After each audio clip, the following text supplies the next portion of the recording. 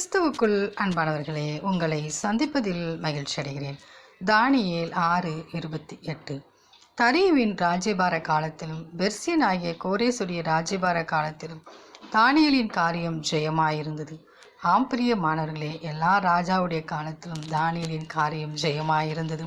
நம்முடைய காரியமும் அதன் போல் ஜெயமாயிருக்க வேண்டுமென்றால் தானியேல் தேவனுடைய பாதத்தில் காத்திருந்து அந்தி சந்தி மத்தியான வேளையில் தேவனை நோக்கி ஜெபித்தது போல நாமும் நம் வாழ்வில் ஜெப வாழ்க்கையை கொண்டு வருவோம். அப்பொழுது நம்முடைய காரியமும் ஜெயமாய் முடியும். அந்த தேவனின் அன்பு கரங்களை நாம் பற்றி கொண்டு அவரோடு கூட வாழ்வோம். ஆமேன்.